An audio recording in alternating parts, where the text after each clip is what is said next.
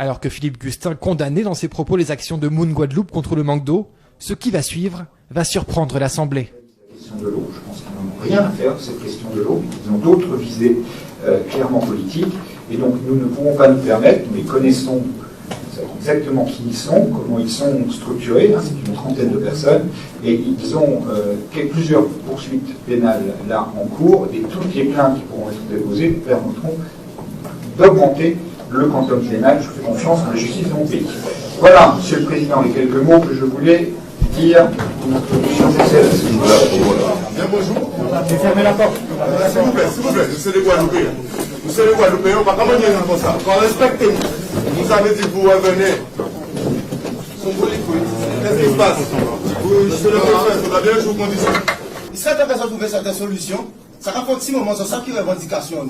Ça sert au cadre légal et un respect de la dignité humaine. Il y a des problématiques à résoudre. Notre manière, elle est ce qu'elle est, mais on veut des résultats concrets. Donc ils font leur réunion, ils ont intérêt, lorsqu'ils sortent de leur réunion, de nous donner notre réunion, parce que s'ils pensent qu'ils vont faire des petites réunions à droite, à gauche, et que ça ne va rien donner, maintenant aujourd'hui, ils ont une obligation de résultat, ou sinon nous, on a une obligation de leur mettre la pression jusqu'à ce qu'ils puissent nous sortir quelque chose. Maintenant, on leur pose la question, à quel moment vous mettez le dispositif légal pour les Guadeloupéens? Ou qu'est-ce que vous avez fait avec l'argent? Et en fait, on s'en fout de ce que vous avez fait avec l'argent. Mettez les bouteilles d'eau à disposition aux Guadeloupéens. Ben, ça qui fait hier soir, c'est que nous ces barrages-là avec la communauté, avec le peuple de Magaillard. Arrivé à un certain moment, ces polices sont arrivés. Nous voyons déployer tout l'espadon pour les affaires. Et puis nous comprenons que nous étions débarrés parce que bon, ces barrages, je connais ce qu'on a fait. Nous avons nettoyé le marché, mais nous décidons là, sans avoir l'intention d'attaquer pour le monde, ni agressivité, nous tranquillement. Et ils continuent votre là et ils viennent attaquer nous directement, sans poser une question, sans dire nous rien.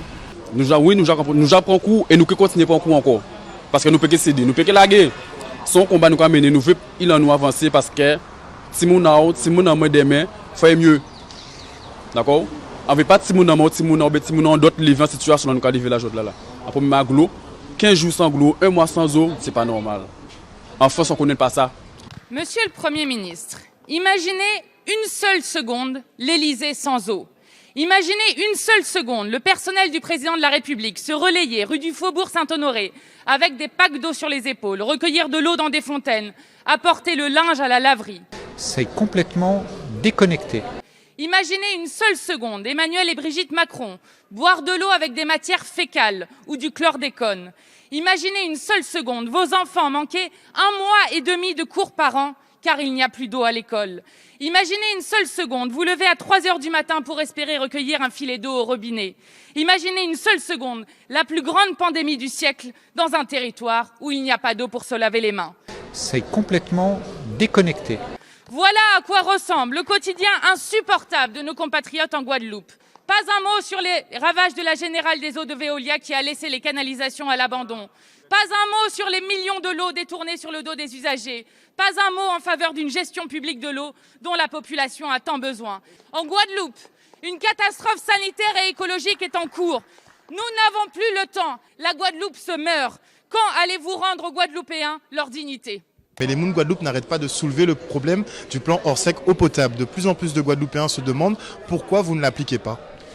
Parce que je ne vais pas vous faire une leçon ici de gestion de crise.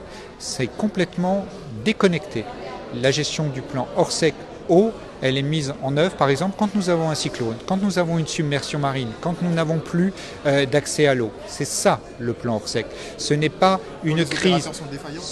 Non, oui, mais justement, les opérateurs sont défaillants, c'est une crise de longue durée. Et ça n'a rien à voir. La compétence eau est une compétence locale.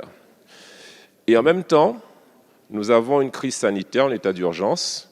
Et c'est vrai, puisque nous sommes sur le terrain au quotidien.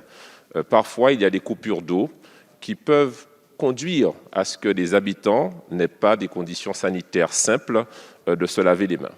Je crois que l'État doit être extrêmement vigilant, regardant au cas par cas, lorsque, dans les faits et dans le concret, il y a des coupures d'eau qui ne permettent pas d'avoir des situations sanitaires satisfaisantes et que malgré la bonne volonté des élus locaux, malgré le SMO qui est une excellente chose, eh bien, les gens n'ont pas d'eau à leur robinet, eh bien, qu'on s'assure qu'il y a effectivement, et c'est la proposition 66 de notre commission d'enquête, qui a été d'ailleurs adoptée à l'unanimité, quels que soient les bancs confondus, donc je suis à l'aise pour en parler, eh bien, que l'État soit vigilant sur le fait d'avoir de l'eau et puisse déclencher ce plan Orsec eau.